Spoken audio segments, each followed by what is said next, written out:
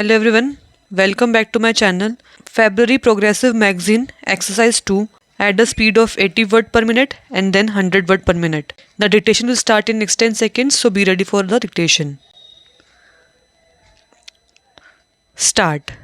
As you, Mr. President, have said in your address, there can be no economic progress in the conditions of instability, uncertainty, and insecurity.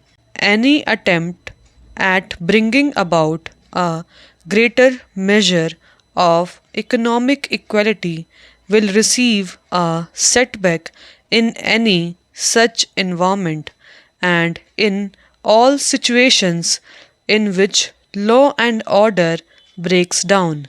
It is the poorer sections of the society who suffer most than the affluent section. But I would like to draw your attention to one thing. Stability cannot be and should not be equated with the perpetuation of the status quo. Stability cannot be brought about if the present inequalities are allowed to remain or to grow. And unless we take note of the aspirations of the people and engineer change peacefully, we shall be overtaken by events and by far greater violence than you have seen today. Today, there is an atmosphere of restlessness in our country and also in every other country in the world and even in the most affluent of societies. As you may have noticed in the media and countries that were quite until recently considered to be havens of peace and prosperity do not seem to be quite so now. A new generation is coming up into prominence in all the countries whose attitudes and beliefs differ from those of the older generation in all spheres of life. Therefore, whether it be politics or business and industry, we must take note of this new development and refashion our policies and programs so as to respond more readily to the needs of changing times. Your speech, Mr. President, clubs together the concentration of economic power and political power and considers both to be undesirable. Now, there are adequate safeguards in our political setup against the concentration of political power. Our federal system, with its allocation of powers as between the centers and the states, is by itself a corrective against any trend towards the concentration of political power. We have now the phenomena of different political parties holding power in different states, and in the national sphere also we have a political opposition subjecting every move of the government to the closet and most critical scrutiny. But businessmen should ask themselves frankly whether there are similar correctives against abuses flowing from the concentration of economic power.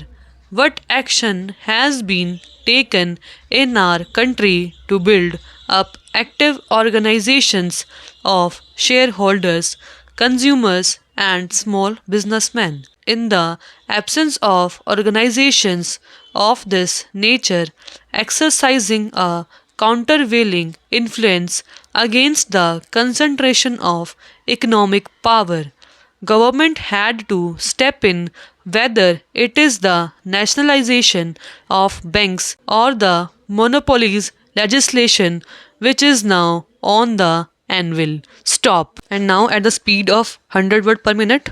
Start. As you, Mr. President, have said in your address, there can be no economic progress in conditions of instability, uncertainty, and insecurity. Any attempt at bringing about a greater measure of economic equality will receive a setback in any such environment, and in all situations in which law and order breaks down. It is the poorer sections of the society who suffer most than the affluent section. But I would like to draw your attention to one thing: stability cannot be and should not be equated with the perpetuation of status quo. Stability cannot be brought about if the present inequalities are allowed to remain or to grow. And unless we take note of the aspirations of the people and engineer change peacefully, we shall be overtaken by events and by far greater violence than you have seen today. Today, there is an atmosphere of restlessness in our country and also in every other country in the world and even in the most affluent of societies. As you may have noticed in the media, and countries that were quite until recently considered to be havens of peace and prosperity do not seem to be quite so now. A new generation is coming up into prominence in all the countries whose attitudes and beliefs differ from those of the older generation in all spheres of life. Therefore, whether it be politics or business and industry, we must take note of this new development and refashion our policies and programs so as to respond more readily to the needs of the changing times. Your speech, Mr. President, clubs together the concentration of economic power and political power and considers both to be undesirable. Now, there are adequate safeguards in our political setup against the concentration of political power. Our federal system, with its allocation of powers as between the center and the states, is by itself a corrective against any trends towards the concentration of political power. We have now the phenomena of different political parties holding power in different states. We have a powerful opposition subjecting every move of the government to the closet and most critical scrutiny.